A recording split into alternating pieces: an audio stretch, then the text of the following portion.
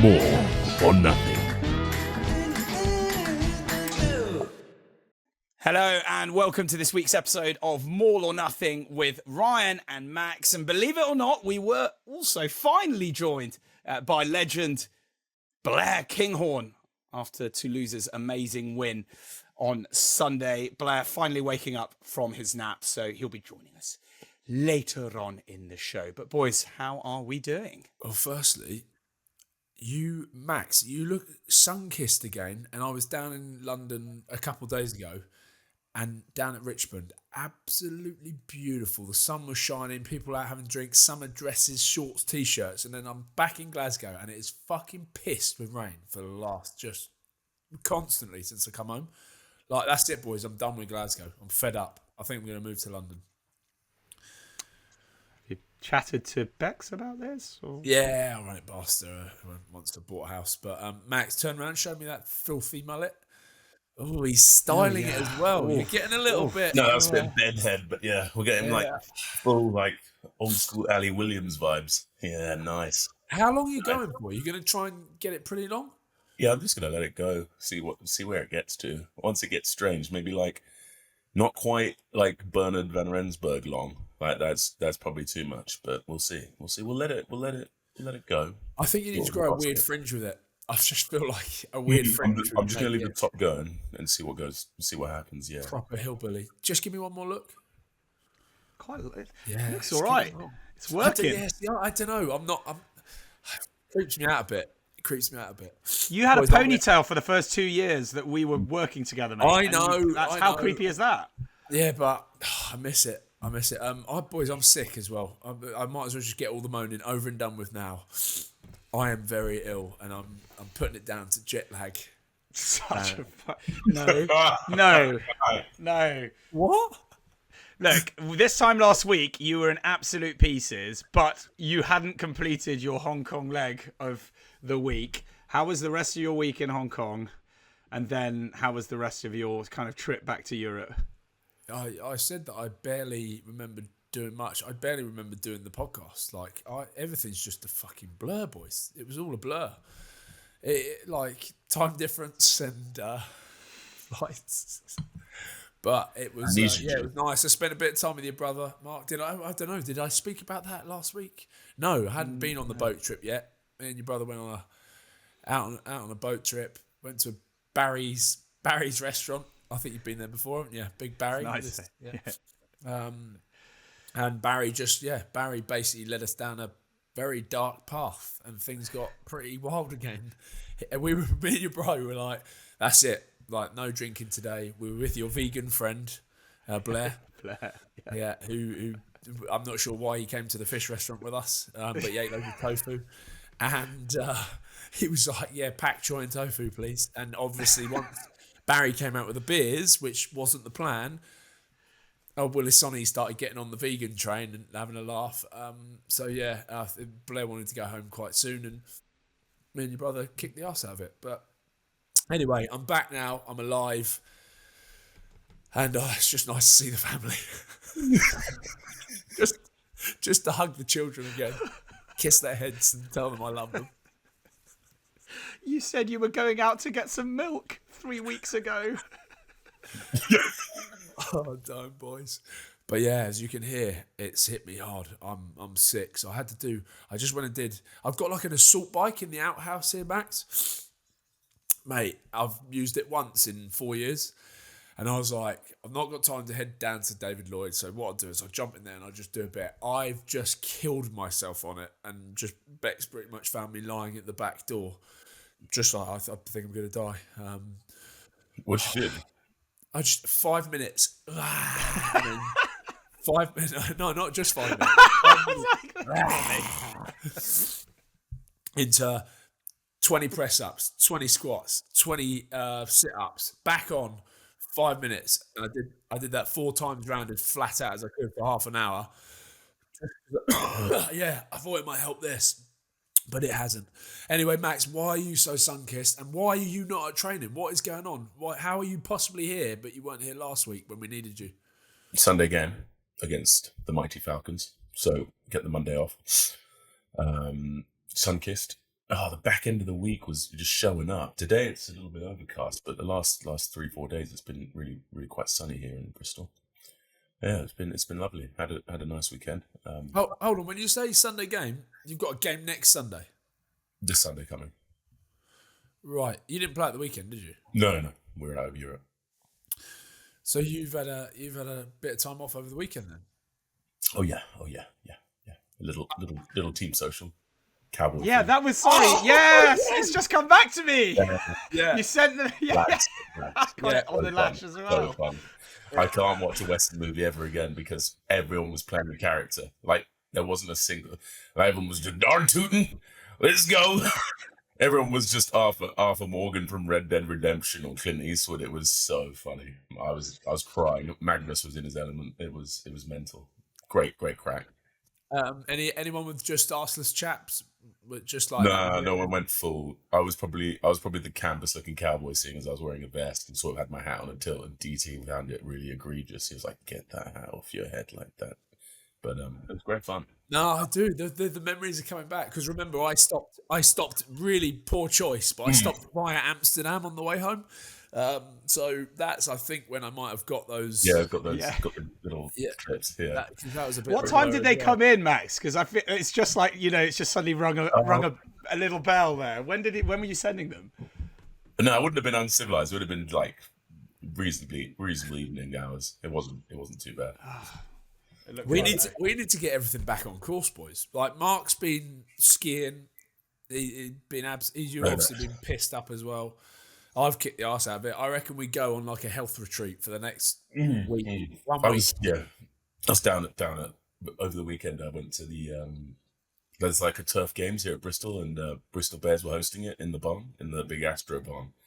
Mate, some absolute freak. It's like I forgot what it was called though. It's like the turf games, the one they hold down at Roslyn Park. So like CrossFit on the turf, and there were some freak shows down there, like absolute centaur people. Very, very, very good people watching. But yeah, then I jumped into some recovery stuff down at the SIBO Wellness. So they had like they're doing like a ice bath, sauna sort of contrast therapy vibes, which was lovely. So I managed to reclaim part of my soul from being a cowboy for the best part of 24 hours. That is what you need. Mm-hmm. Where was the cowboy stuff, Maxie? Oh, just in Bristol. Yeah, it was very fun. Very fun. Everyone behave. Yeah, absolutely. All absolutely. best behaviour. You know how it is. Yeah, Pat out dressed as a cowboy. Oh, can you imagine? That'd have been brilliant. No, sadly not. Mark, how was skiing? Oh yeah, amazing. It was really good. Very sunny, and it was really nice. Those Club Med things are like everything's included, so you can technically. I don't think they would let you through the front door, Wills, but you can start drinking at 9 a.m. if you want, and you could keep going till midnight. There's like all the bars are open all the time, and you can just have whatever you want. So yeah, it was seriously fun. I'm thinking of genuinely giving up drinking. Yeah, right. Yeah. Oh, thanks for the. Well, that's just misleading our listeners and viewers every time. Every time you've had a massive bender, it's like I am done. This is it. You've heard it here first. 3 days later, probably shouldn't have gone on the lash. Yeah, no, I'm going to try it. Oh God, there was some rugby on at the weekend. Do we need to talk about that? Yeah, let's go. Right. Firstly, can I just make the very obvious point that I'm sure some of our esteemed Harlequins fans, but also players in that squad who do listen to the podcast, they would have bloody loved it when you guys absolutely hammered their chances. I did caveat. I said Quins. It would be very Quins-like for them to go and get a result there. But and then we were like, yeah, Bordeaux. But. I did put that in there, but no, it was the other way around. It was the but Quinn could pull it off.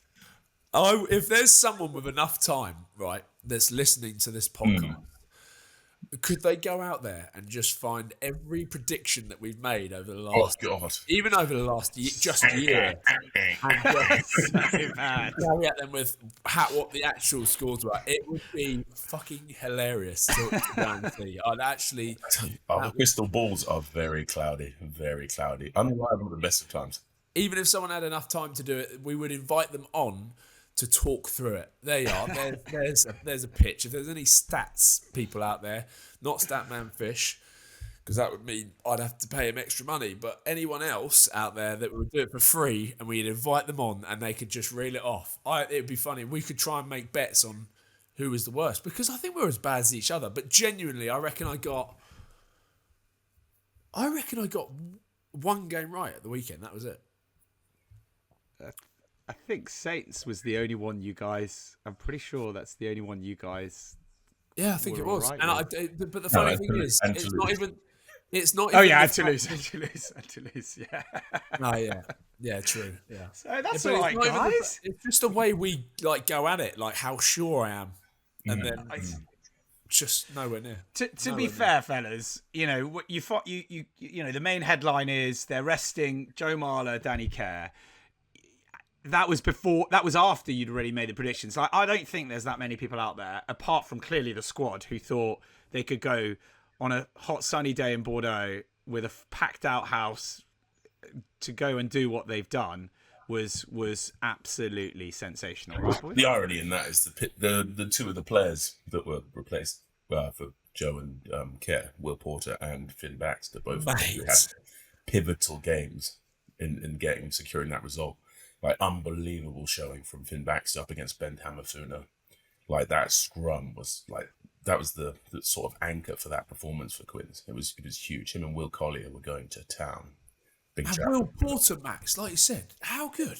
He was down at he was at Bristol last year. Hell of a bloke as well. Lovely man, but yeah, supremely talented. Yeah. Wait, you had him? He was with you guys before? Yeah, he was with us before. Great lad. Very good. Did you see that? Do you think he's got? You saw it last season, and that. Oh yeah. No, he's very he's the man. It was only a matter of time before because I remember Quins was starting at the beginning of the season, but Danny Kerr still playing well. So then Danny came back in. Obviously, that relationship he has with Marcus Smith's been around for a while, but Will Porter's unbelievable player. Yeah, very good. Talk us through Finn though. Again, you don't get to take those opportunities in a really difficult kind of setting, if you will. You've played against him. Again, is he somebody else that you think, right, this guy he's the real deal? Yeah, mate, he's been hallmark for a while now. I think he'll be sooner rather than later in that England setup. Mate, just for his age, he's so technically astute.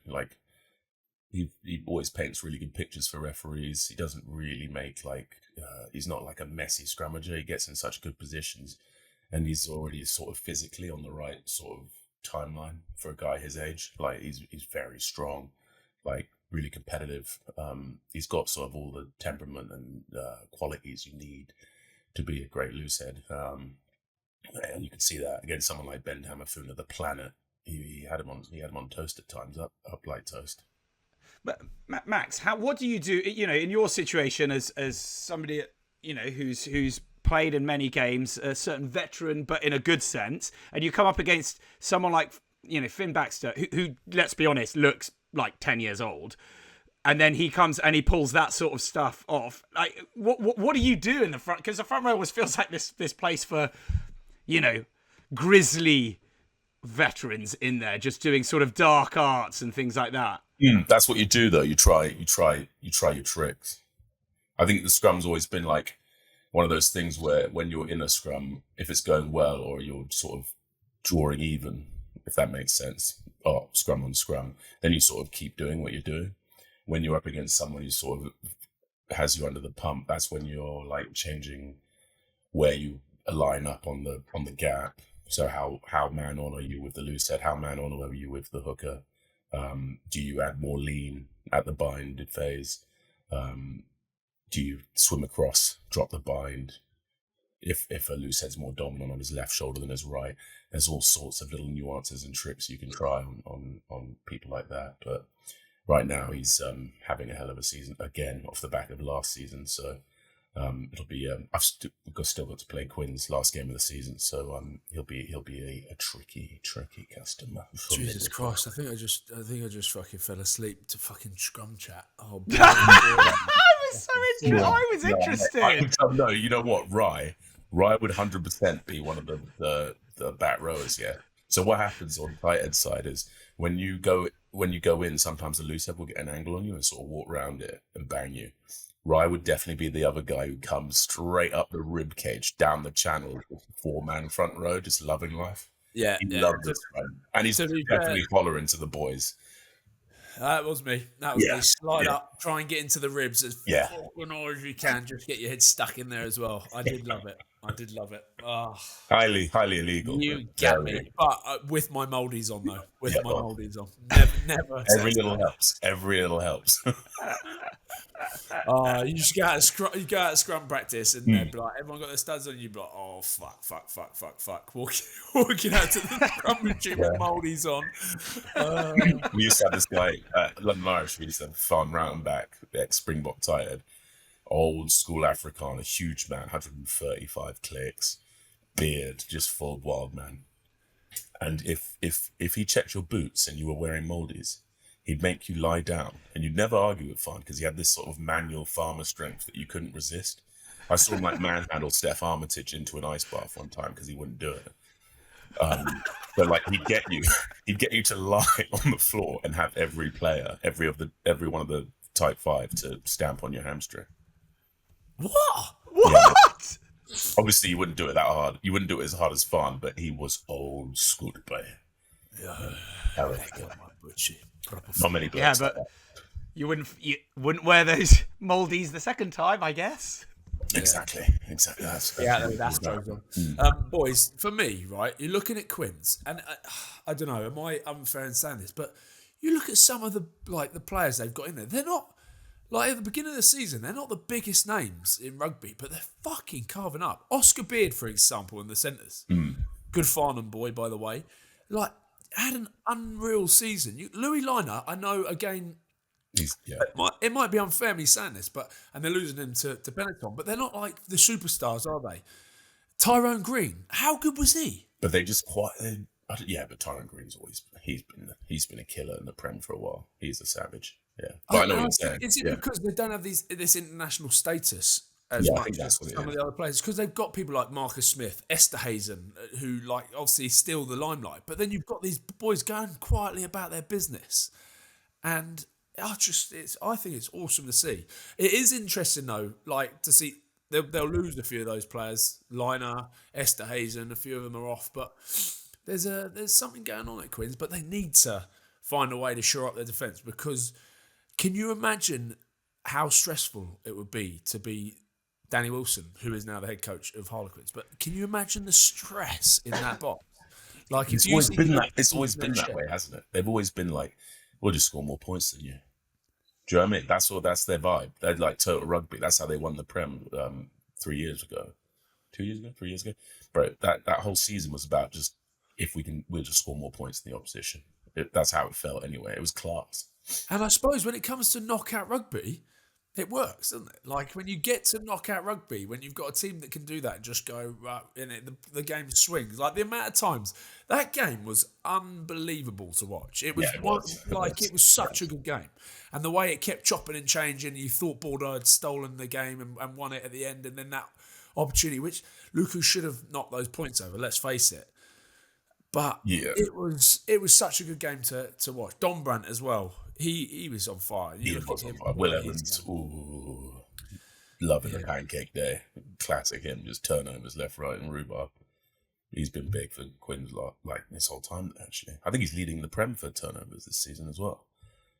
So he always comes up with a few points a game, which is invaluable. So, mate, he's having a hell of a year. But I did like the look of when Tanway came on for Bordeaux. Woo-wee. Mate, he was predatory. Get him the ball. That should have been the game plan when he was on. He was on fire. It was mad when he managed to get it. What you thought was quite close to the, because you're thinking they go over. You're like, get to the, because you're thinking out and wide. That's a tough one. You're like, get in, and you're like, oh well, unlucky Harlequins. That's happened. Yeah, it's over. And then they just stayed in there, and they were just like, little ball try here, Riley again. Like, it's just fair, very good. It's worth just saying there've only ever been 5 matches in Champions Cup history where the losing team has scored 40 points or more, and 2 of them have been Bordeaux this year. They did it against Bulls, I think, in the group stage. It's so weird. I mean, if you're a Bordeaux fan, you're probably, to add to the point that Ryan made, you're probably like, what the hell just happened? We've got actual, superstars that are globally recognised players. And some of these other ones are famous within the Prem for Harlequins, but it doesn't translate as much if you're a Bordeaux fan. So they're probably sat there stunned, like, what the hell have just happened? All they've seen is what 2 of their most recognised players are being rested for this game. We're going to absolutely hammer them. I think Bordeaux's. I think the critics of Bordeaux, like in the top 14, though, has always been sort of, have they got that star-studded calibre up front? And I think that's where they came unstuck in the set piece. That was sort of their undoing ultimately, because giving Marcus Smith, Will Porter, Beard, etc., that kind of front foot ball, that amount of ball, it's going to be very, very difficult to stop them scoring. And as Bordeaux found out, they'll be absolutely furious as well, Bordeaux, because think top 14, they're pretty much out of it, stuck down at 6th with not much opportunity to push up into the top of that. And this is all they had left, really, if you think about it. So they thought they were going the full hog. I thought they were going the full way until they maybe met Toulouse. But but again, no, that atmosphere. Like, if there was somewhere that I wanted to play right now, down there in Bordeaux, I don't think there's a better place to play. It's like Toulouse is obviously up there, but they're doing it right down in France. We are delighted to be joined by the star of the moment, Sunday's main man, in our eyes, of course. Double try scorer, 23 points, the most in his pro career. It's none other than Blair Kinghorn! Smaug. Oh, Smoggy. You shouldn't have put up, mate. Look at the pad. He is upgraded to the Airbnb. The prints look lovely. What do you got hanging on the walls over there? Yeah, we've just put some artwork up. I won't show it to you. It's actually minor. It's minorly erotic, so I won't show it to you. Hold on, show us the garden, le jardin. Oh la piscine. Wait. Oui. La piscine là-bas. Yeah, no, it's not bad, boys. It's not bad. Can't complain. Look at this guy. 6 months ago, fucking pissing wet in Edinburgh. Edinburgh has this charm. Who's laughing now? Who is laughing now? It was a bit hot yesterday, to be honest, lads. Like 30 degrees directly in the sunlight. It was a tricky one, that's for sure. The pasty skin got whacked. You got a hangover? Might have had a couple of beers last night. So I'm not actually too bad, but it's a couple of lagers with the boys. It was good fun. Toulouse nightlife, how does it rate? So what we did, we went out for like a team meal, and it was like we just had this restaurant. We all sat outside. It was like we arrived at like 9:30. All sat outside, had some good food, good laughs, some beverages. I've not experienced the nightlife proper yet, I don't reckon, but it's lively because everyone's always just sitting outside, having fun. Whose restaurant? Whose restaurant? Was it one of the boys? I don't think so. No, I don't think it was one of the boys. Right, but it was an excellent large restaurant. Didn't have to put a hand in the pocket. I'm guessing. Yeah, I didn't have to. There was no bill that came to me, so I don't know whether I've just avoided it or I'll find out on Tuesday when we go back in. No, I think it was gratuit. So bon. To be fair, Blair, you seem a lot more relaxed than when we spoke to you in the Airbnb of loneliness, whatever it was, 3 months ago, where I think your only person you were speaking to was Hasto, and it was a tough start. Whereas now, swimming pool, the garden, beautiful erotic paraphernalia around the room. Living the dream, right? Yeah, I feel like I've settled in real good now. Feel comfy, feel relaxed. It's good to be in a house. Like, being in the Airbnb was fine, but it's nice to be in like a settled place. But no, I'm really, really enjoying it. Really enjoying it currently. Mate, you can tell. You can tell the way you're playing. You can tell the way that you're celebrating. We spoke. Listen, we'll try and. We don't know where this is plugging in on the podcast because we've done it this morning. We were waiting for you to come back. You finally sent me a weird picture of you topless on the sofa, and then you had to drop your mum at the airport. So we don't know where this is fitting in, but we were talking about the passion from you. You couldn't get off the ground quick enough to give it that back and come on. You celebrate in French? I just kind of scream. In Just give French? it yeah, in French. The thing is, when it's that warm and you're that tired and then you do a loud shout, a loud burst of energy, I thought I was going to pass out, so I had to just compose myself really quickly after. Because that would have been uncool if I score and then pass out in the process. But no, the passion is there. I mean, how can you not be passionate when the fans are going absolutely ballistic? Like, they're going berserk anytime that we do something good and we score a try. So it's just, you kind of feed off that, and yeah, it's superb.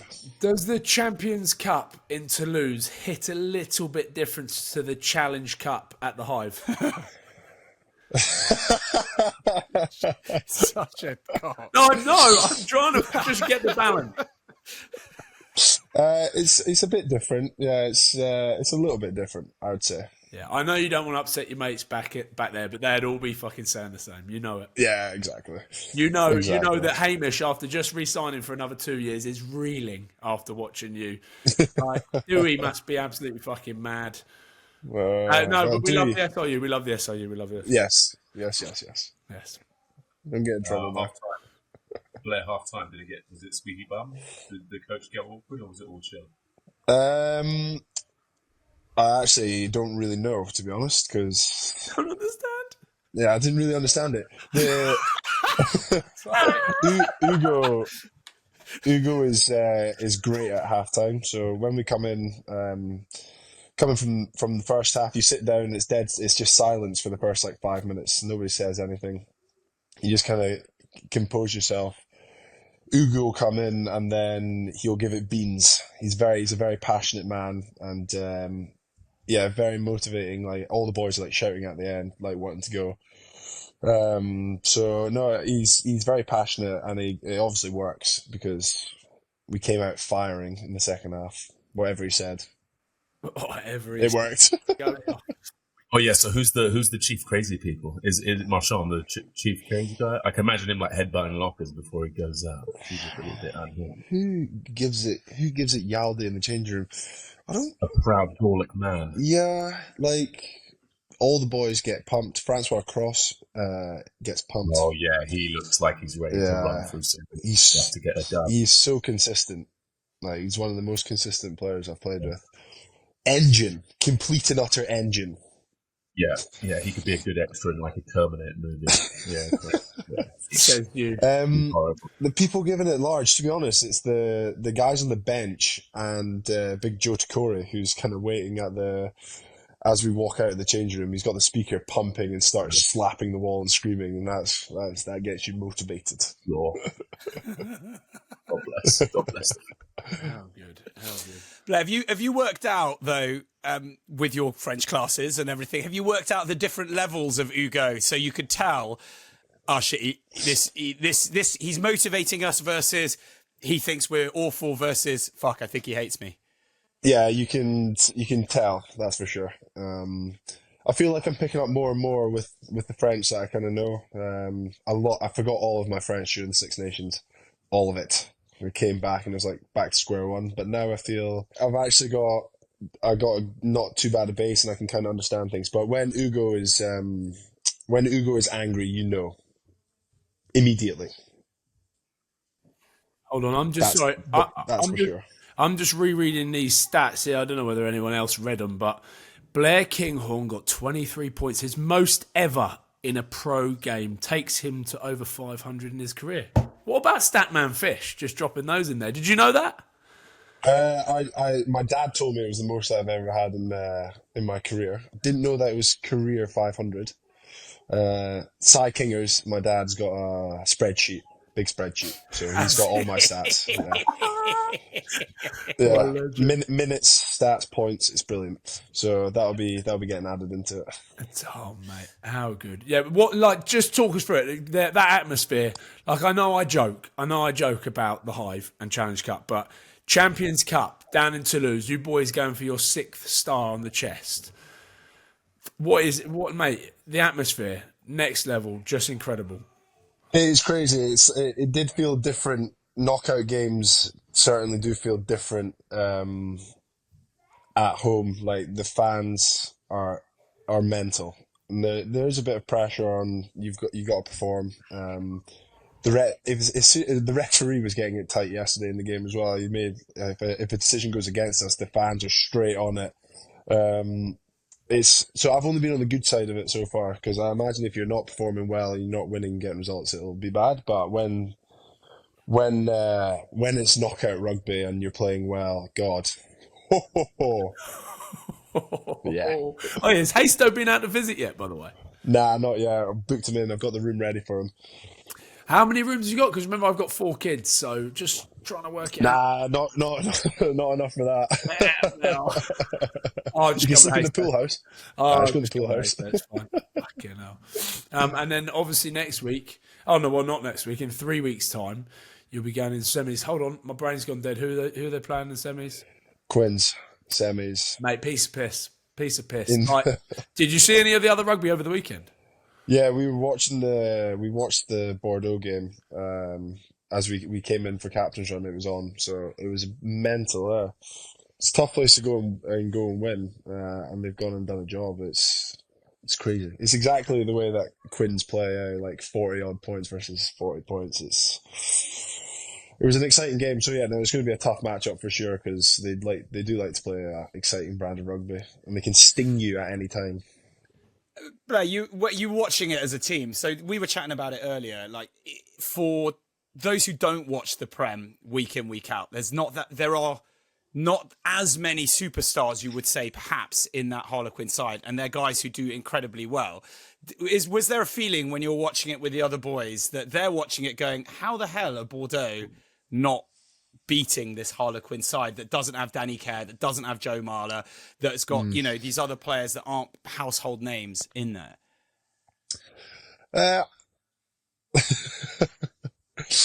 No, I don't think so. I think they were obviously going into the game because it was away from home. They were probably seen as the underdogs, and Bordeaux have been playing so well recently. I don't know whether Bordeaux maybe underestimated how good they would be, especially away from home. And like I said earlier, the way that they can create something out of nothing and just score immediately is not to be taken lightly. Well, there it is. Take us through just before, because we were chatting. You obviously started the game. Thomas Ramos in what normally is Thomas Ramos's position. Has it before you arrived there? What was the chat before the game? How did it get announced? How did it go down? How have you stolen his shirt? Basically, is what No, he's just coming back from injury, so yeah. I don't know. You score a record amount of points. It's headaches, you good man. The team doesn't get announced till it was on Friday that we found out the team, so he leaves it real late, and he just reads it out like in a team huddle. Fucking hold on a minute. Quarterfinal Champions Cup, and your Friday night, like almost football-esque. No, Friday morning. Friday morning, before we did team training. Yeah, found out then. Oh. It's good. Like when we trained on the Wednesdays, like everyone's swapping in, running strikes. So it's almost like if you're not training well, then he might change his decision. Like he'll have one idea in his head, and then you don't train well, he might change his decision. But I don't know how his brain operates. Man, that's quite interesting, isn't it, Max? Because Yeah. in every other club I've ever been in, it gets named real early, like Tuesday, Wednesday latest, and it's then you run. But it keeps everyone on edge. It's making sure everyone knows all their shit. That's really interesting, actually. Good on it. I think it's quite good. I kind of like it, because then you don't have many, like, you know how if you're not picked, then you could be sulking throughout the week, whereas that you can't, because you're thinking, oh, it could be in. So no, I like it. Yeah, I that's like pretty good. I like that. I like that a lot. Since you've moved to Toulouse, is your routine changed in any kind of profound ways, like week to week as an athlete? I'd say I sleep in. I get up later. I probably sleep more. My hours. The day a lot later at Toulouse. My hours of sleep have increased, I reckon. There you have it, kids. More there cash, more sleep. Anything else? What about eating habits?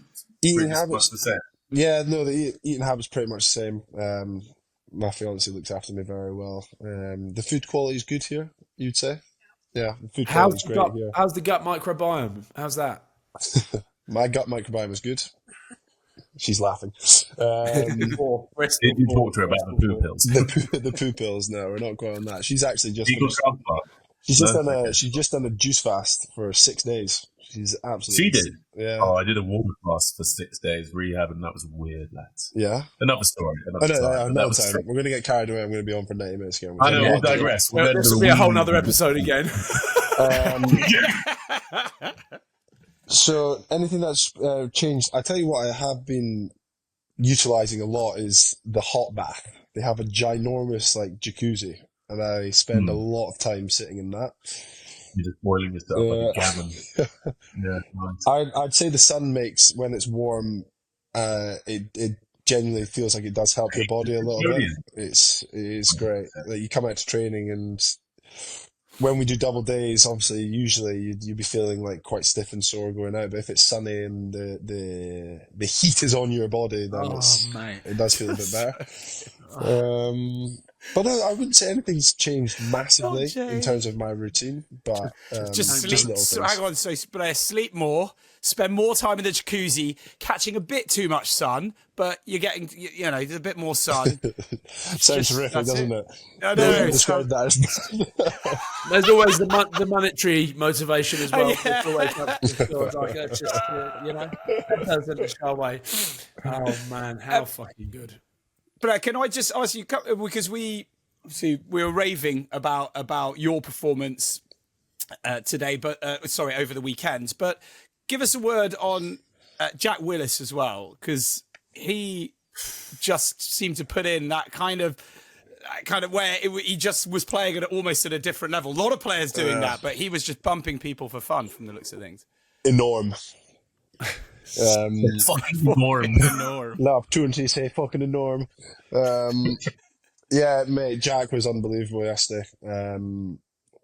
His ball carrying, he's known for his his ability to jackal the rock, and his defensive prowess. But the way that he was carrying the rock yesterday, he was like a man possessed, shrugging off defenders for fun. He's a very powerful, very dynamic man, and yeah, he was world class yesterday, I'd say.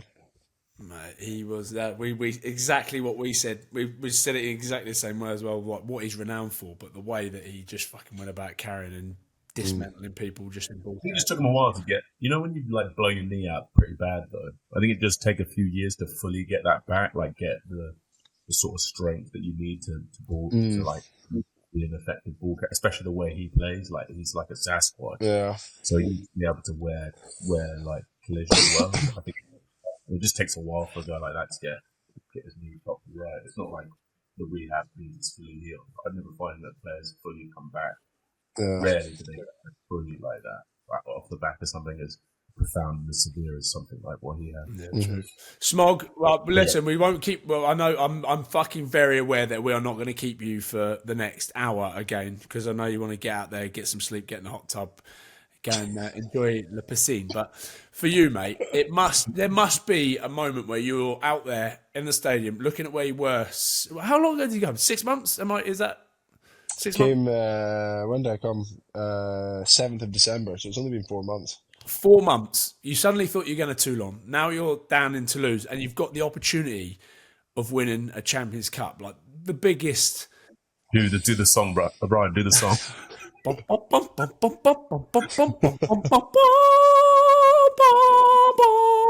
I need your help. That's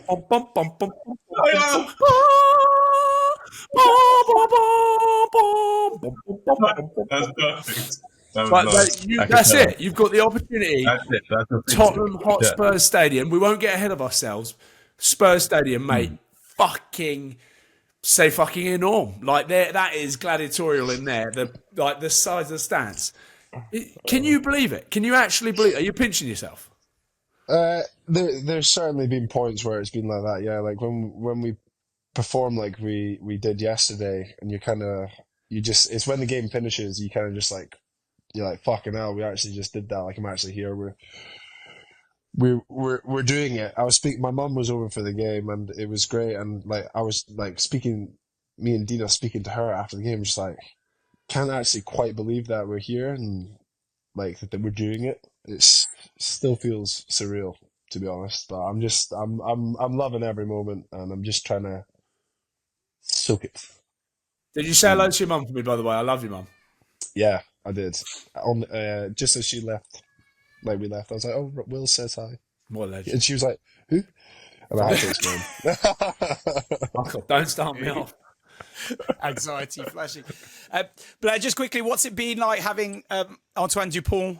You know, he went off for a bit and then he's come back. Has there been any? And then, of course, also getting Ntamak back properly on the field. How's it been?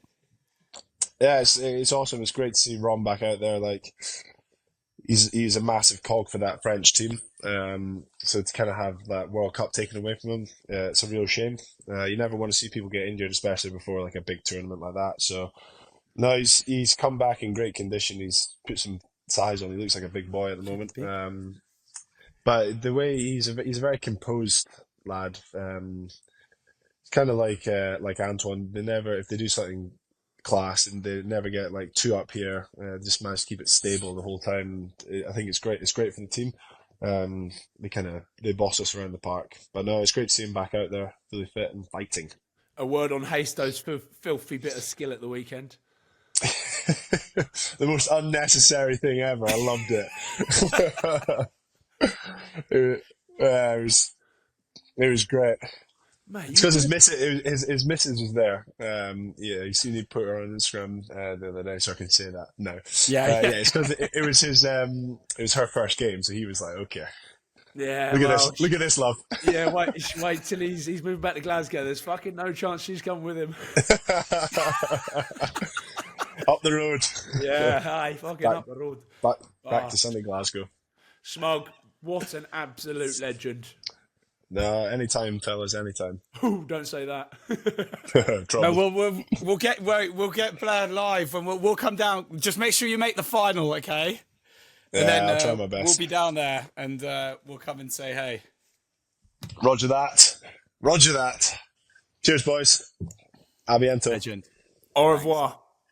And gentlemen, I just want to take this opportunity to say a massive thank you to our sponsors that have been with us all the way. And I hope that our listeners and our followers have been heading over to the website, which is wolfswing.com. Make sure you jump over to that website, go and see what they've got on offer. They've got some wonderful whiskies, some wonderful gin, and they have helped us out massively. We wouldn't be where we are without them. So a big thank you to Wolf Craig Distillers. Fellas, feeling it though for Maxime Lucu. I think we'd have put a mortgage on that one. I mean, it's just the situation, it's the circumstances, the consequences were sincere. Gets to the best of them at times. Yeah, but Max, it wasn't a hard kick. I mean, Here we go. Elite sharpshooter Wilson.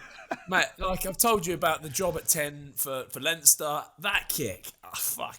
I mean, all right, I need you to just envision, right? You're stepping up to the tee. There's 77 minutes on the clock. Yeah. If you kick this, you're winning the game, right? But if you don't, you're in the beating heart of Bordeaux. Fans around you baying for the blood of the Quins.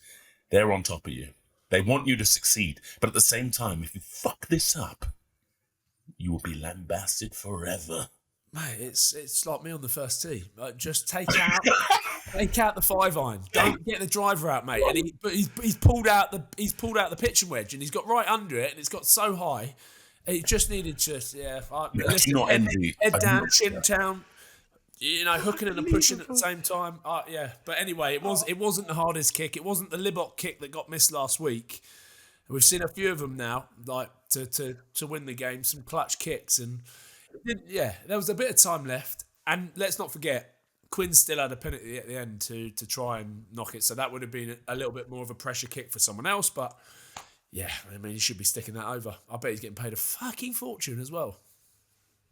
I'm so unrelated to that kick. So absolutely. I'm joking. Okay, how about this though, boys? And don't confer. If you had one person that could have taken that kick, past or present, who would you have picked? Either Mornay-Stain or JW. Yeah, I would have said Wilkinson. Mornay or Wilkinson. Even maybe Percy Montgomery from that 2007. He was gifted also. I'm sticking with the Scottish roots. Chris Patterson, he was pretty. Oh yeah, he was gifted. He was gifted. Yeah, he pretty much kept Scotland in 90% of their games that they won. So fair play, but we do feel sorry for the kickers. It's always a tough place to be, despite what Wilson's saying. Yeah. We listen. Tongue in cheek. Yeah. Right, let's move on to Leinster, La Rochelle. Leinster finally beating the champions in a knockout game. Boys, I don't think we really saw that coming, did we? Well, that's I watched it like all Saturday nights, just what you can picture down the pub. No, I watched it in the British Airways lounge with a non-alcoholic beer. Boys, you might have spotted that in my Instagram story, a non-alcoholic Heineken. That's right, because I'm on the path to success. But no one saw that coming. Was it La Rochelle out of sorts, or was it just Leinster being far out good? Because not just their attack, their defence as well. The shots going in. Leinster were on another level. And I'm putting it down to Mike McCarthy's build-up. Have you seen what he does before the games? Mike McCarthy gets the old clap going, and he's got the line out there, and he's running around building the crowd up. I texted him today saying, mate, 90% of Leinster's success is down to you. That's class. But how good were Leinster, Max? Yeah, they were focused. They were honed. They were Dick Dastardly, weren't they? My God, Niebenaz, Blitz D in full effect. Second half scoreless. All the names you associated with La Rochelle muted, muzzled. Like they just couldn't do anything. There was nothing. There was no part of their game could really be effective. It was incredible. Honestly, it was an incredible performance. And we talked up the French teams and stuff last week, and we'll get on to Toulouse in a minute, going for their 6th star on their fucking shirt. But Leinster, if they can go like that, and they've got a home semi as well, haven't they? So you see them in the final without doubt. Hold on, I'm writing Quins off again, but with the way they defend, with the way they attack, getting on the front foot, they are just next level. Boys, can we though just mark the fact that La Rochelle went to Cape Town last week and beat the Stormers, right? And how much emotional energy and physical energy that would have taken to then literally a week later have to then go to Ireland and gear yourself up for another battle. Surely that must have played some sort of part. Yeah, potentially. I heard Rowan O'Gara's pre game week down in Munster was very sort of, I'm not going to say leisurely, but it was quite kind to the men, trying to prepare them and sort of put a pip in their step for the contest. 100%. There's going to be little to no training. Yeah, little to no training. Walkthroughs, completely relaxed, because you've done all your work. You're so deep into a season now. Everything's been done. There's no need to train. The boys are being in the best nick they've been in. They'll be a bit bashed up and travel, but yeah, you're right, Max. He's going to have a light week. But that's so you don't think it's played any point? Yeah, but that's why obviously competing in the group stages is so important. So you get those home ties. And that's I suppose when you look back at, and we were saying about teams just throwing bomb squads out there because it didn't really matter as long as they make it through the group stages. But this is when it then comes to fruition, doesn't it? When you know, right, I've got a home semi, we've got a home quarter, we've got a home semi. If you're the highest seeded team, this is where it counts. So looking back at those group stages when teams throwing bomb squads down there, and we'll get onto Bulls who completely utterly did that.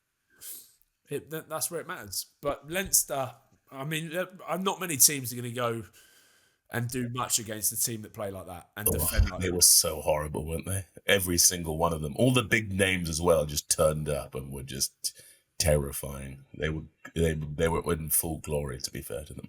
Bottier, though, in terms of La Rochelle, someone that was like everything he could do. That man, Mate, relentless one. He is. He's so fun to watch. Heart, soul, shoulders, body, everything. Van der Fleer trying to keep him in the breakdown, and he's like, "Nah, have that in your mush." Yeah. A bit of the Aviva Stadium, but yeah, all for it. A little bit of shithousery, good for the soul. Sorry, but boys, I again don't want to take anything away from Leinster. They absolutely deserve that. They were phenomenal. But isn't it slightly preposterous that the system will be that they will quite literally go all the way through at home through all the knockout stage? There's no, on a plane, yeah. No, and the difference. Sorry, my point was, the La Rochelle squad have flown to South Africa, then they've come back, flown to Ireland. I'm wondering whether there's a better way to format the tournament where you don't just have three home, you have 3 home games. I think they'll reformat it after this. I think they'll reformat it because, like, as you said with the Bulls, as you said, there's been a few teams putting out bomb squads, etc., etc. And I think that is out of spirit with the competition. So I think they're going to have to rejig it to ensure that people load their teams up with the creme de la creme. Tottenham Hotspurs, though, it obviously it all culminates at the Spurs stadium, doesn't it? Which that is going to be fucking occasion. That will be very, very vibey. We're going to have to try and sort tickets out, boys. We've got to get down there. Mm-hmm. We'll do that. Be fine. Yeah, you're the arch, negotiator, haggler, geezer. You could sort it. I'll have a stand there. Don't you worry. Right, in the URC though, do all those boys sort of the Leinster sort of the royalty? Do they play most games, or are they chilling all still like Europe games and Leinster? They still go. They obviously got huge squads compared to the Prem. I think URC teams have bigger squads. It's just, mate, fair play to them because like you never really see like the Irish boys have weak games now. Like you would have thought they'd been out rugbyed, like the emotional build-up, the sort of pressure on them on a national scene and at a club level, like guys like Furlong, Porter, Van der Fleer, even like Baird, like they've been around now. James Lowe have been around, Gibson Park, but they're all just sort of seem to go up a level. Like they just keep playing well. It's class. And that's it. They sprinkle in a little bit of youth, and just some keep stardust, and then they just keep changing the team up. And mate, they've nailed it. Whatever they're doing, they know something. The management in that system are onto it, and they've nailed it. How many, like in Bristol Bears? How many? Do you know how many squad players you'll use throughout a season? Oh, no idea. Because like Glasgow, it was on average 52, 54 players a season. Which, when you think about it, that's fucking big numbers. I think the squads are getting smaller in the Prem though for the next year. They'll be sort of downsized, I think, considerably, given the new financial backing of the TNT deal, bastards. But what I was going to say is, with this game, with Leinster v La Rochelle, what we got to remember is Leinster hadn't really. I mean, they beat them sort of in the pool stages, obviously, so they knew they had something over them in that regard. But when it came to knockout rugby, they hadn't beaten them, so this was like revenge. Like warmed up. They were very focused for this match, no doubt. They wanted to put them to the sword. And I imagine Ronan O'Gara's says fucking enorm sort of trolling campaign over Leinster as a proud noble Munsterman only added fuel to the fire. Oh yeah, you can Yeah. Another man chucking wood on the fire. Another man with a mullet though, Joe McCarthy. Oh, he's great to watch. It. He's so fun. He's so fun. But you watch him at like 75 minutes max, and he's counter-rucking, like just keeps going. He's in the middle of a ruck. There's no need, but he's up, and that's it. They've got the dog about him that they just... Like, him and Baird are horrible in the breakdown, aren't they? Like they just go like full shoulder, all rib cage. They're looking to maim people. Yeah. Like anything that exists in the breakdown is just scorched earth. Mate, yeah, he is. That's what you need. You need to inflict pain constantly. Yeah, no, he's relentless. He is relentless, but he is quite explosive, which it just makes him such an impressive athlete because he does have the fast twitch. Usually, it's the chug boats who are those kind of like 80-minute warriors, but he's definitely got a bit of pop. Like he's got a few horses under the hood to boot with that sort of engine. I would love to. Listen, I'm not a massive fan of S&C, but know what they're doing in and amongst that Leinster because you look at like Jameson Gibson Park, 65 minutes in, like a scrappy kicks go through, and he's just got pure gas to still burn, and that's a 9 going length to length, side to side. And the games are only getting more mental. Just keep going. Yeah, it's true. It's true. Because when you go to international camp, right? And this is what I think Glasgow found is when you go to international camp, training goes down a level because the games are so brutal and like it's, international rugby is another level. So actually training dips off hugely compared to club rugby. Like that's something Franco Smith prides Glasgow on is like their fitness, getting up, getting down, getting up, getting down. And his training is completely different to Gregor Townsend's training. So I reckon they've got a synergy there though with Ireland that, because most of their Leinster boys are in with the Irish group. There's got to be something there because they've come back from that island, winning a championship with Ireland, and come back and still look, in ridiculous nick. So, but Leinster, they're pushing it. They're pushing it, boys. All right, let's move on to the Saints, who themselves go marching on. Let's start with the big controversy. Yeah, let's do it. Let's get our thoughts. We love everything about South Africa and our South African teams and all of that, but there is a slight element of devaluing the competition. That's been the big controversial talking point. From your perspective, fellas, I feel as if Jake White had a legitimate way to transport his squad in some kind of like luxury, like he should have, he would have loaded up the team. I think given the logistics around getting to this game, he recognised that potentially they were going to be stopped.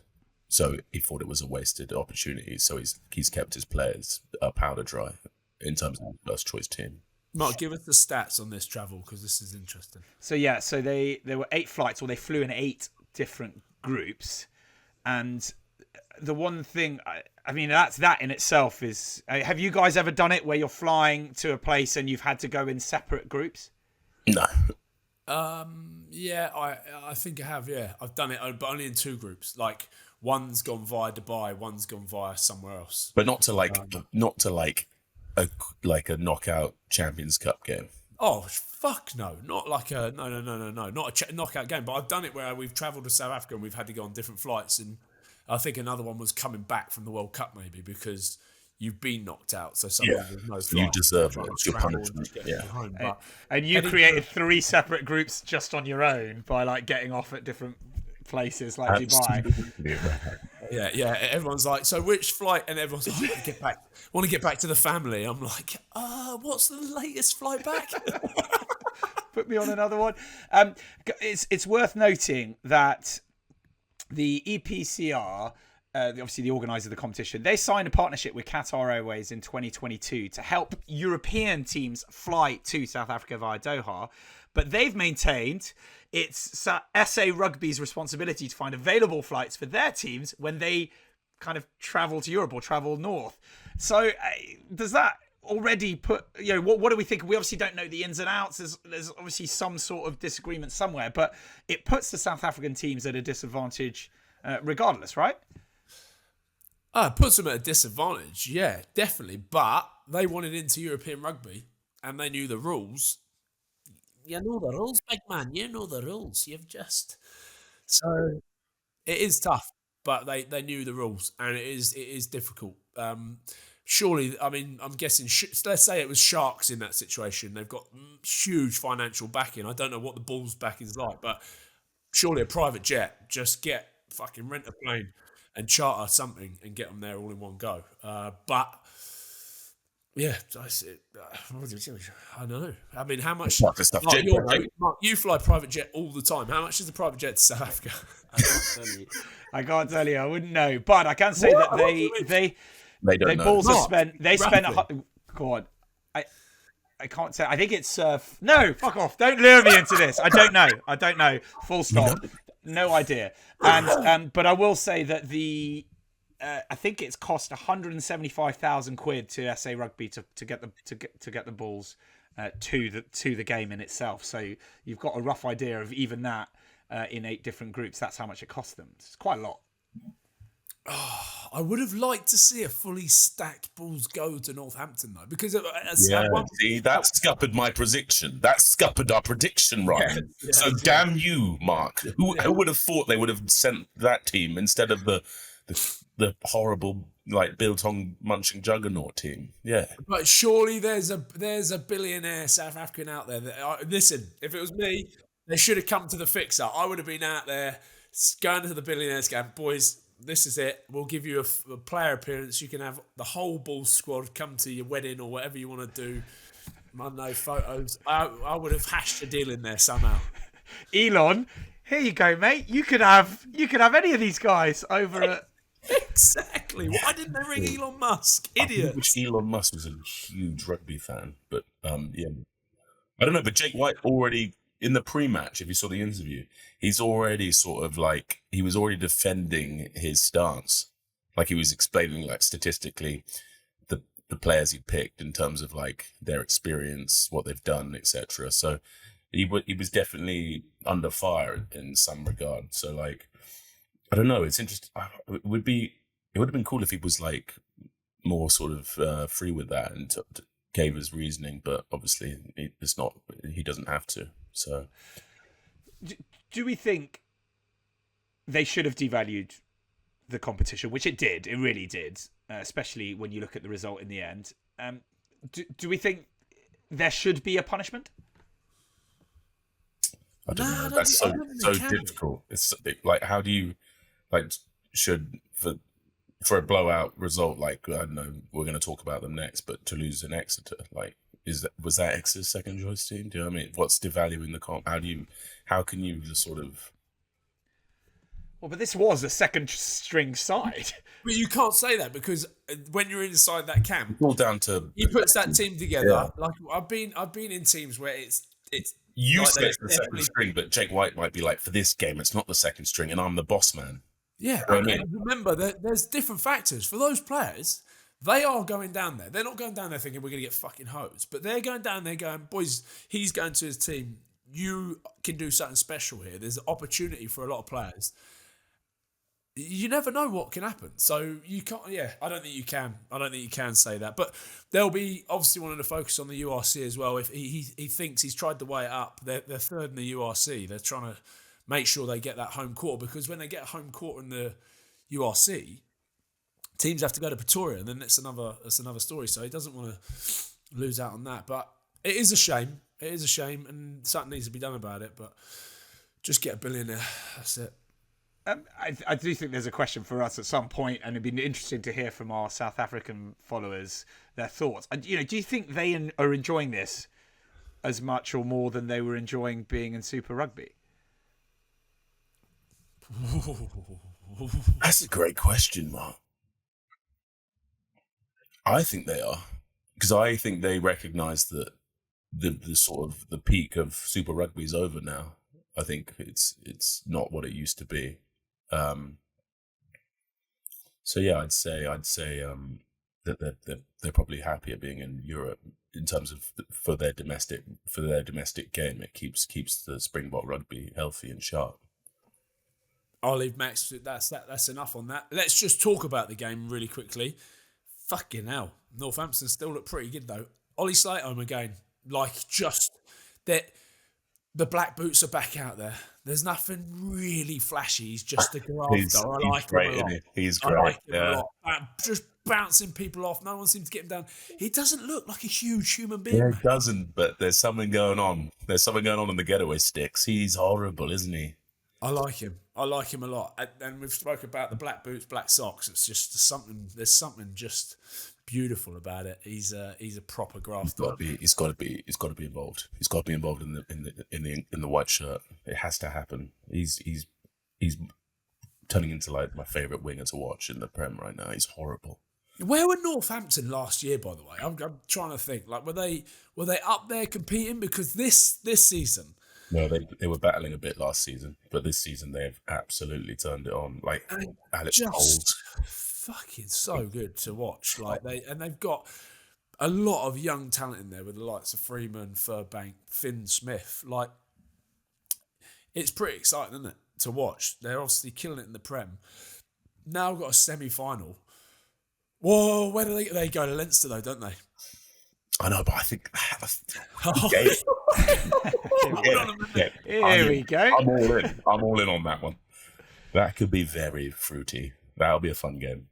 But it will be a great litmus test, and we'll soon see the chops on Northampton when they go somewhere like that. Like, are they that kind of beast? But like right now, obviously Saints set piece as well is purring. I think they will be staunch. I think they'll be a tougher challenge than La Rochelle, in my opinion. For Leinster. There you have it. The big guns. The Mark, big guns. just tell me, like, in terms of like Prem teams getting into the semis, there's two Prem teams. One. Sorry, you're wondering who's in? Yeah, I mean it's two Prem teams, a French team and an Irish team. So and the way that the Prem's been this season, it's pretty impressive to see those two teams go through and all the troubles that we've had in the Premiership. To see two of them go through in such fine form and knock out some big guns on the way as well. Like, obviously Northampton probably had an easier run into it, but Quins, like, doing the job down in Bordeaux. And Quins, a team of dark horse at the moment. Unbelievable. Yeah, so good. But yeah, so I mean, in the end, we can't take a huge amount from that game. Let's be honest. Particularly, as we've discussed, the issues that the South African teams have had, or the Bulls in particular had, trying to get their players there.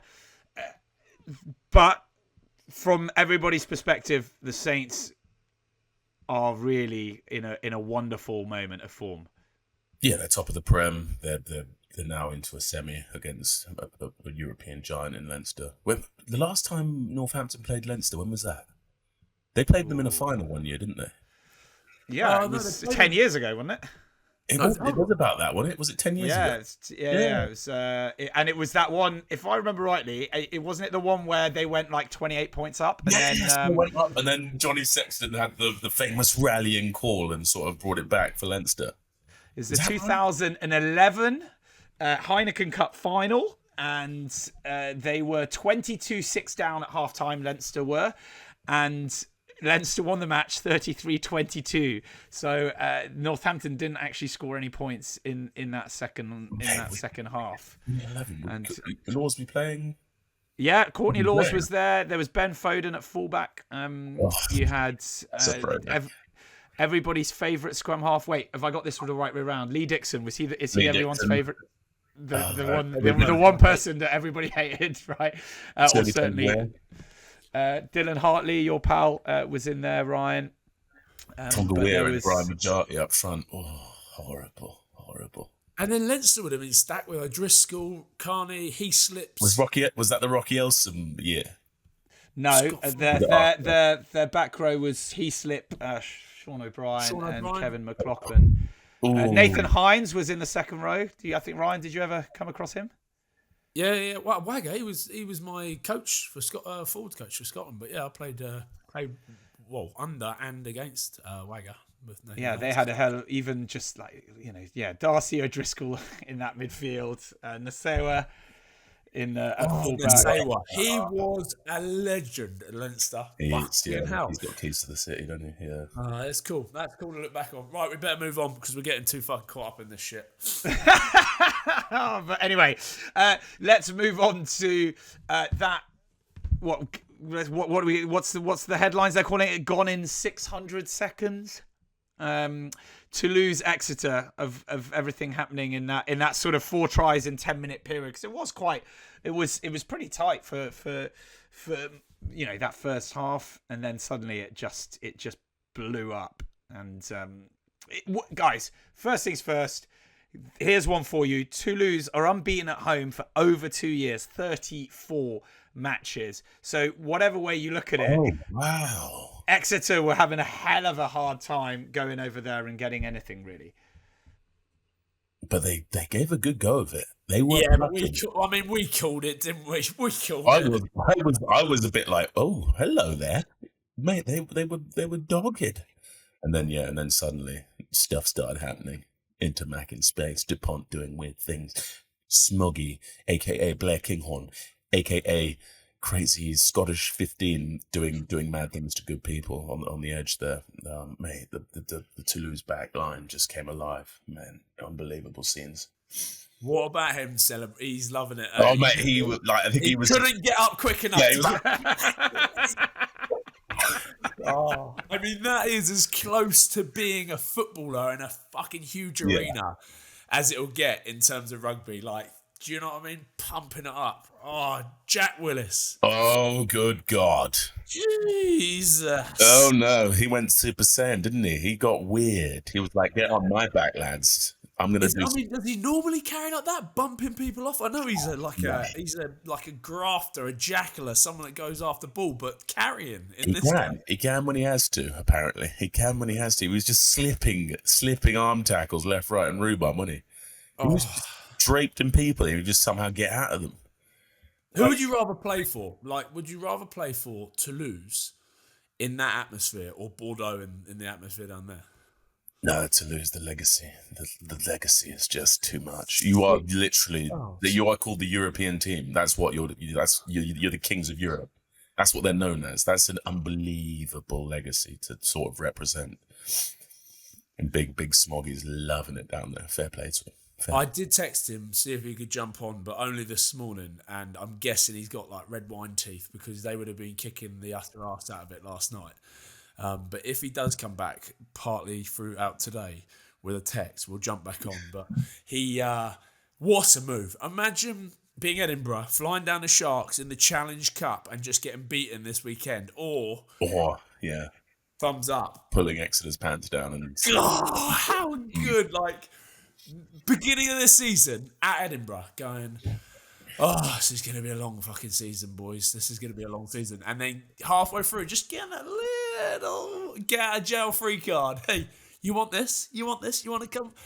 Mate, the move of the century. How about him starting over Ramos? Talk to me about that, right? Was Ramos not playing 10? Oh, no, and Tamak was back. Yeah, Ramos came on, didn't he? Yeah. Well, I think they see him as... Very interesting to me. For what? Do you reckon they'll do it team on team? Like I'd back him to start every game though ahead of Ramos. Ramos, remember, he's the fucking matador. He's literally, come on, through you go. Yeah. And whereas Smaug can... He's a mainstay in the French national team though. Yeah, but he's defensively, he's just not there. Whereas, I don't know, but for me, Blair Kinghorn is tearing it up. He didn't just score a couple of tries, but he assists as well, and he's big rangy man that can do it all. Oh yeah, so good. But Toulouse,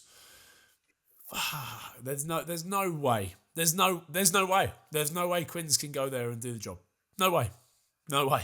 We said that last week. You said exactly the same thing last week. I hope I don't jinx it, because would you rather Quins beat Toulouse? Who would you rather, actually in your heart, Max? Who would you rather see win? Quins or Toulouse?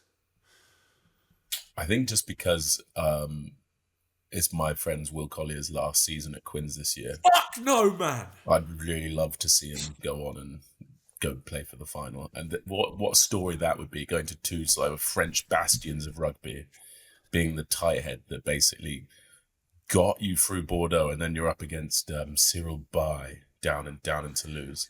Mate, it'd be just a beautiful story, a beautiful end to his Harlequins career. But Who's got more chance of beating Leinster? That's the way you look at it. Yeah.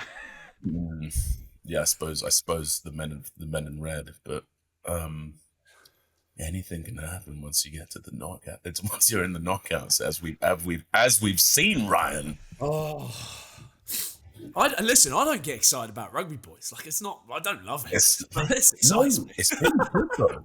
Mate, it's been unbelievable. So many points, so much like try scoring prowess on show. But yeah, lads, that overseas England rule has to go as well because Jack Willis is going to make it very, very difficult to keep in place if he continues this kind of form. What Max has just said, though, come on, guys. Let's give it, we are the podcast. We are pro rugby. Isn't it great? Because that was the highest scoring Champions Cup quarterfinal stage in history. There was average of 77 points per game. There was a previous high of 62 last year and then 56 in 2010. So we're way above. And there was jeopardy, there was drama, there were some thrashings, but also some amazing tries. So, boys, great times, no? C'est magnifique. Ouais, c'est magnifique. C'est fucking It's the best it's been. But you'll still go on Twitter and just trawl through it and just see a load of sort of amateur pundits just destroying it, lambasting it. Look at this, terrible. Referees can't do anything. That's why this sport will never be taken seriously.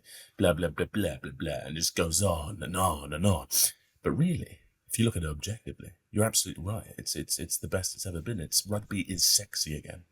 So, with that in mind, we've got the semi-finals in front of us. Let's make those calls. I think you've sort of hinted. Ryan, your hints are pretty laid bare. But first up, Leinster versus Saints. Thoughts? It's Leinster Toulouse final, isn't it? That's what the brain tells you. That's what the frontal cortex will tell you. But the heart would love to see just two upsets and an all Premiership final between Quins and Saints. It just doesn't sound right, does it, Mark? It sounds wrong. It sounds weird. But right. It could happen. It could happen, lads. 2, 3. We've got 3 weeks to those semis, right? 3 weeks. I think Leinster have got more depth in the squad. Let's say they've got to play 3 games over the next 3 weeks. URC, both teams, Leinster, Northampton, are flying at the top. They're both at the top of their respective leagues. Northampton have got Leicester this week, which is an easy game now, and not as easy as your game at the weekend. You've got Newcastle, Max, but you look at that and you think whichever teams can manage themselves best before then will probably come out on top. And I think one big injury in that Northampton team who are you talking about? A Finn Smith. Okay.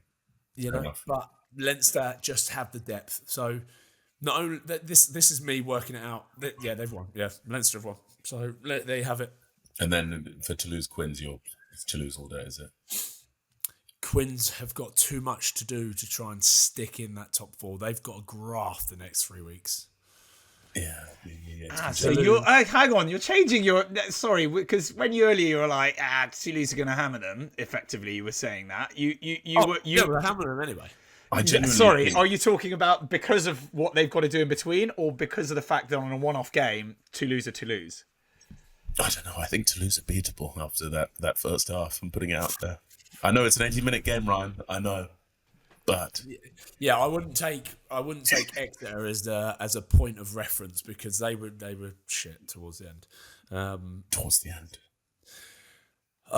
Very young Exeter side. A very young Exeter side. Lots to come from this Exeter team, by the way. Yeah, we just stated that home record in Toulouse. There's no way. There's no way. But there's always a Quins way. No. Where there's so a we agree, way. Do we agree? I agree. So I'm going Leinster Toulouse final. Max, you are going? Yes, I'm going Leinster Toulouse final. That's what my brain tells me. Yes. But if we wanted it, I would want a Northampton Toulouse final. A Northampton Toulouse final. For the love And of if you wanted it, Max, what would you want? I want Northampton Quins final. Ah, you Prem Nors. Yuck. England. I'm seeing all those stars on Leinster. Imagine that. A European Cup final of those two and then a Prem final of those two. It'd just be a disgrace. Oh, wouldn't it just? Yeah. Boys, whilst just to close off that sort of European feeling, if you will, at what stage should there be a draw for the European knockout stages? So that we don't... Sorry, I'm banging on about the home bit. Because you're both effectively saying Leinster and Toulouse are at home.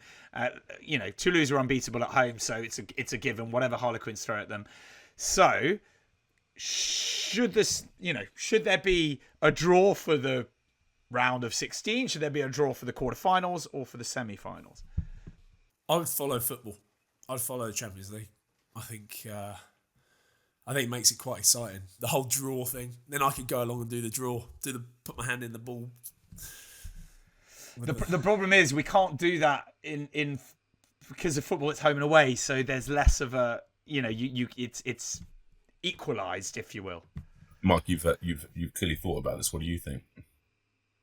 I mean, personally, I love the idea of having a draw for it, and that your seeding doesn't take you through from the groups all the way through to effectively the final. I don't know how it could be how you could give the advantage to keep the groups relevant if you didn't keep it at least until. I mean, I wonder whether the semi-finals might be a good place to put it. Yeah, well, we touched on it earlier how important those seedings are. So, how important having home seedings are. So, yeah, maybe semi-finals. Yeah, semi-finals, I reckon. In any case, let's do a quick glimpse of Challenge Cup. The big moments, if you will. Willis, only we want to talk up our pal of the show, Haystow. The man's back and he's doing all sorts of dirty things around the back. Grubber through the legs that's nutmegged someone. What's he up to there?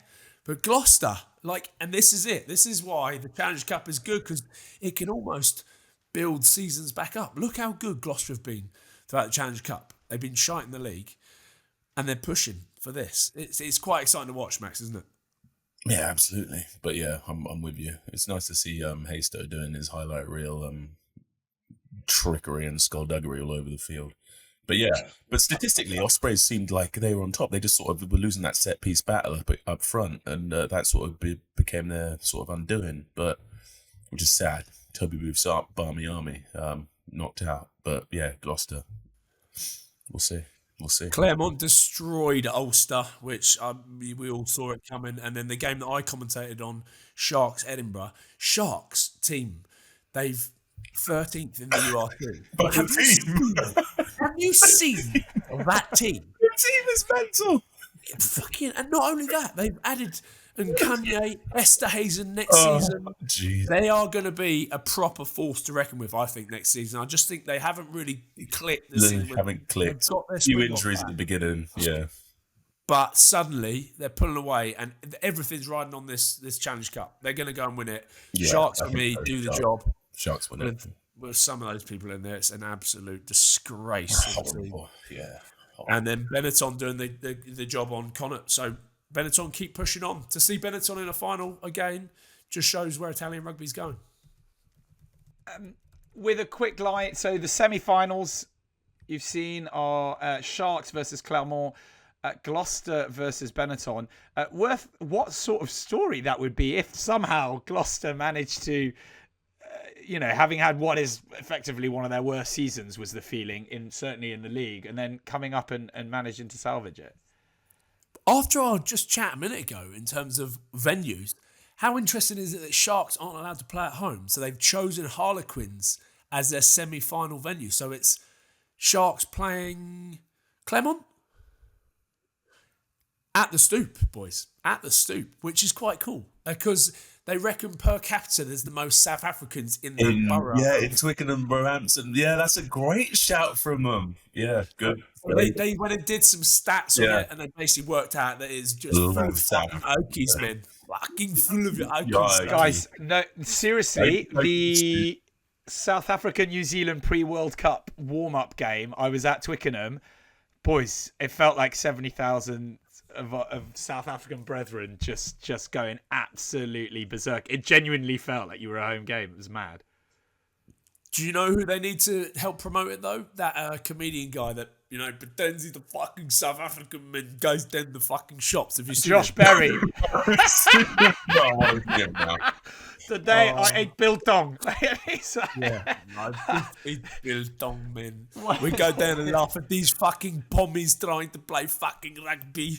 It's so funny. We just sit and laugh. So it's those. That game, Sharks versus Claremont, with the team that Sharks have got. That's actually quite a cool game to watch. That'll be a good game. That'd be a good game to go and see. And then, what's the other one? So it's Benetton, Gloucester. Gloucester, Benetton. Yeah, in Gloucester. Oh, do you reckon Gloucester? I reckon Benetton could do it. It'd be nice to see. But I think all their eggs are in the basket of the Challenge Cup are Gloucester's, whereas Benetton is still pushing for top 8 in the URC. So you're saying Gloucester Sharks, are you? Final. Keeps it interesting though, boys. It keeps it interesting. The Challenge Cup is not dead. The big boys, we love it, but that is still an interesting competition to keep our eyes on. Speaking of big boys, just a final one, fellas. Friend of the show. We love him a lot. Angus Bell. Don't know if you saw, unfortunately, he's been out injured again. Same toe injury, and there's talk of a positional change. Ryan, you know him. What are your thoughts? Well, Max will be able to tell you how important your fucking toes are in a scrum. That's for sure. But in terms of his positional change, it's like, remember that night? Oh, mate, that basket. Dwayne Vermeulen gets his COVID test back positive and everyone's scrapping, worrying where to go. And the first chat was, Big Belly, he's played number 8 back in the day. He knows how to do it. We've seen him tearing up in Super Rugby and for Australia. Just shift a little bit of weight and he's in there. I don't even I think he need to shift any weight. He's almost like a Vunipola-esque. So, yeah, how good. It would be good to see him, and fucking tough for him, though. Max, your toes are important for scrummaging, though, aren't they? Yeah, I don't know what the mechanism of injury is, but if it's like chronic turf toe or sesamoiditis, yeah, mate, that is unbearable. I had that at the beginning of my career. I would get like rolled out local in the joint, play on a Saturday at Irish, and just like train Thursday, play Saturday, and I'd be off feet the rest of the week. Mate, it's that or gout. I don't know what's better. Turf toe gout. Awful, man. Awful. Yeah, rest up, Belly. We'll see you back at number 8. But Belly in that Barbars versus Wales game. Did you see what he was up to, mate? Throwing rubbers through and stuff. Mate, it would be beautiful. How good would that be for props all around the world as well? The sort of motivation, the inspiration that one day you too could become an international ball carrying number 8 if you get good enough. It's a beautiful story. It is a beautiful story. Angus Bell was like, yeah, I want to be a number 8 when I grow up. It's happening. How good. How bloody good. And a huge thank you to everyone for listening, for watching. As always, tell your pals, get them to subscribe, get them to like, comment on the videos, and we will see you all next week. Peace out, baby. More or nothing. If it ain't bending, you pretending. If you don't go deep, you don't build the meat. You gotta throw the ball like thunder to get under. And there you are. If you needed some inspiration, right there from Max Leaf. Love you guys.